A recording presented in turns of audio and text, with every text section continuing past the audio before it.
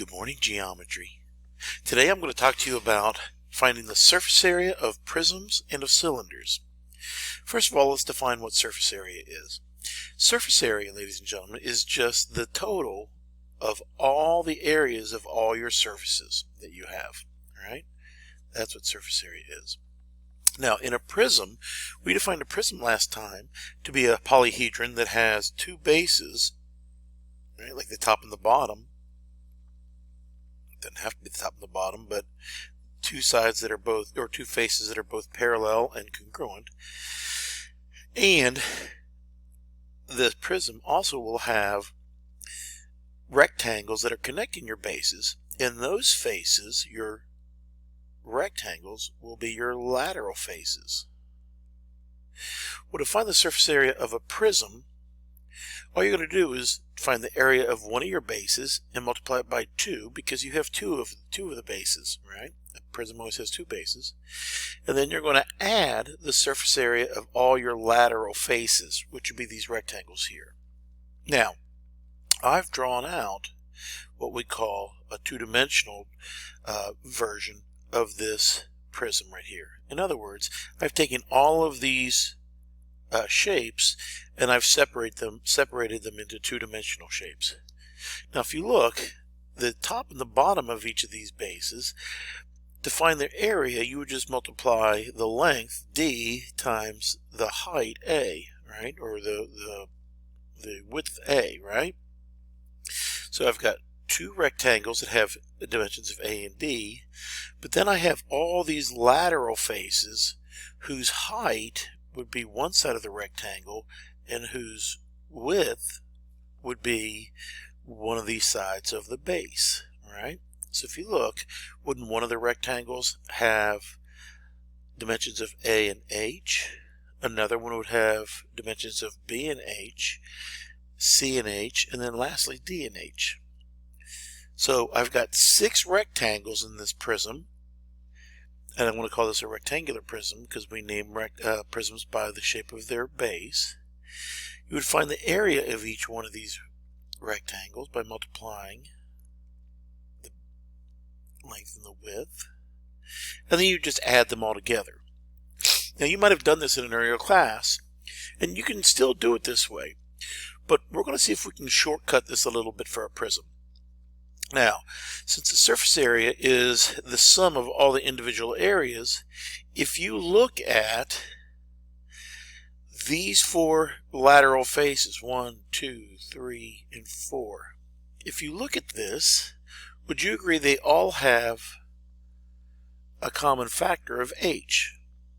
So if I wanted to, could I do a little bit of algebra, and could I pull out this height of the prism? And again, the height is the length of the line connecting your two bases, right? Couldn't I factor out this h from all 4 of these guys using algebra, and I would just get h times a plus b plus c plus d. Well, if I did that, isn't a plus b plus c plus d, if you look back at this shape, isn't that just the perimeter of that base?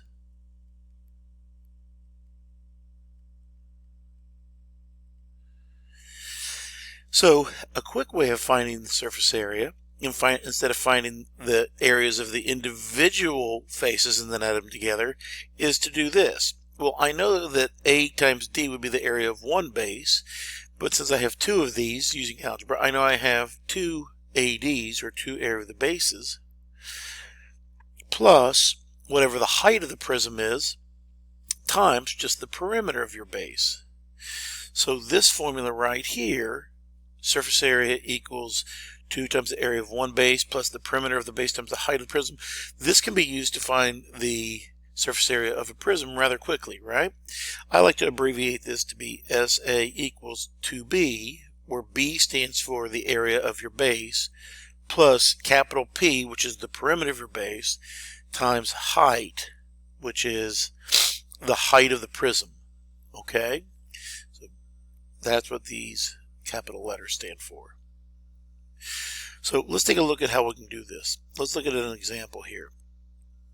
This says find the surface area of the right prism, right? Well, again, I've got to consider the surface area of my two bases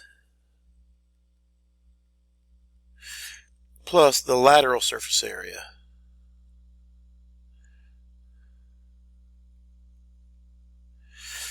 So my surface area would equal 2 times the area of my hexagon plus the perimeter of my hexagon times the height. Now, let's start with the area of this hexagon. I like to draw it outside the shape. Now, you just came out of the last chapter where we were doing the area of these hexagons, these regular hexagons. So you would draw your triangle in, you would create a base and a height, and you would find that the surface area, that the area of this hexagon, which is the area of your base, would equal 24 radical 3. Now you can check my work if you want on there just to make sure that we all understand how I got the 24 radical 3. Now I need to find the perimeter of my base. Well, again, since all the sides are equal and they're 4 centimeters long and I have 6 of them, wouldn't the perimeter just be 4 times 6? So 24. And then lastly, the height of my prism. Again, the height is the line connecting the length of the line connecting the two bases. So I know that's going to be 10. So I know that to find the surface area of this prism, all I have to do is fill in this formula now. I'm going to say that the surface area will equal 2 times the area of one base, which is 24 square root of 3, plus the perimeter of the base, which was 24, times the height, which was 10. Now, simplifying, I get 48 radical 3 plus 240. And since this is area, this will be centimeters squared. And that's as much as I can do. Remember that because this 48 has a radical 3 attached to it, that acts like a variable, you cannot add the 48 radical 3 and the 240. You're just done. Okay, let's do another example. In this example, I've got a triangular prism, right? Now, to find the surface area of this guy, I say it's 2b plus ph. B stands for the area of your base, P is the perimeter of your base, and H is the height connecting them. So let's see here. I know I need a B, I need a P, and I need an H. So to find the area of my base, well, let's see here. Here's my right triangle. I want to draw it outside of here so that it looks like this. This side is 4, that side is 5. Well, I know that the area of a triangle is 1/2 base times height, where the base and the height are perpendicular. So I know one of the sides, the height will be 4. I don't know the base, but because I have two sides in this right triangle, I can use Pythag, and you would find that that's 3. So I know that that side is, that base is 3 now, and so the area of this guy, oops, let me move this guy out of here. The area of this guy would equal 6.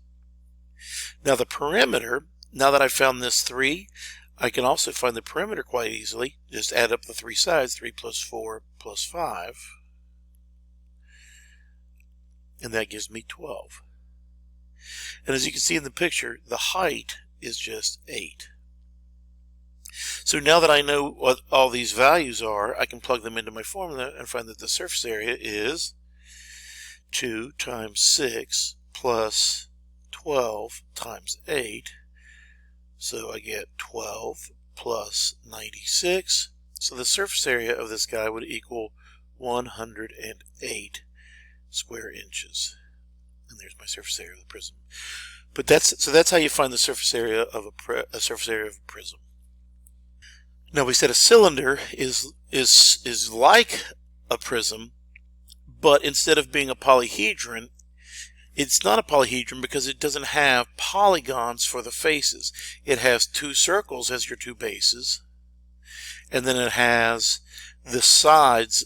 The lateral face is this curved wrapping around the 2 bases that connect them. Now to find the surface area of a cylinder, we're going to use the same idea for a prism since it has two bases. I know the surface area will equal 2b, the area of the base, plus the perimeter of the base times the height. Now, there's something we need to think about though. It makes sense that my two bases are both going to be circles, and I know that the area of a circle is just pi r squared, right? So I'm going to have two of those, right? But what's the perimeter of the base? Well, if you think about this, I mean, the perimeter of actually, let me talk about the lateral area. What is the lateral area? Well, if you think about the sides of a cylinder, if I unwrapped this curved surface, this lateral area, what you would get is a rectangle, right? And I know to find the area of a rectangle, you'd multiply this length, the height, times however long this is. Well, again, the width of this rectangle, well, isn't that this curved length that was surrounding your cylinder? Well, isn't that length of a circle just the circumference of your circle? So the perimeter of your base will actually be the circumference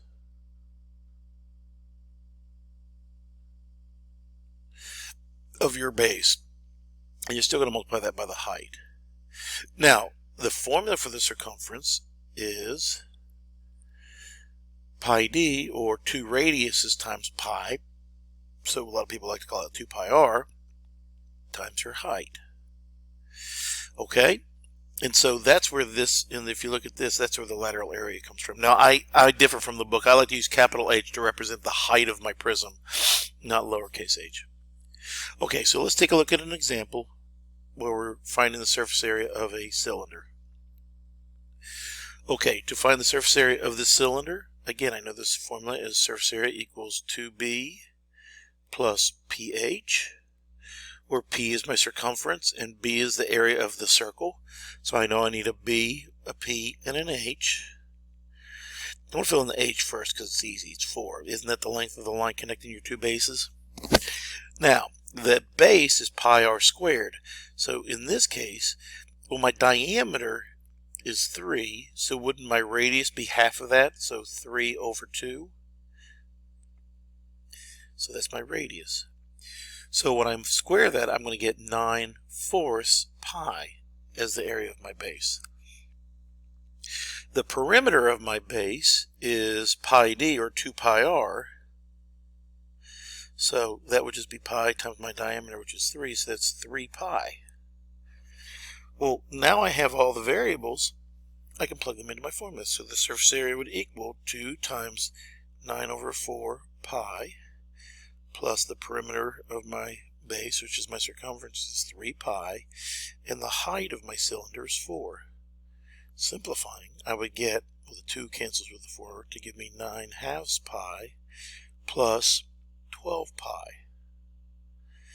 Now, because these both have pi's, I can add them by getting a common denominator. This is 9 pi over 2 plus, well, if I put a 2 on the bottom, that would become a 24. So 24 pi over 2.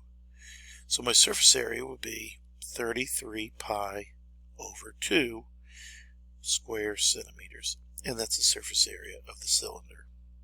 Alrighty, folks, that's it for today. Talk to you later.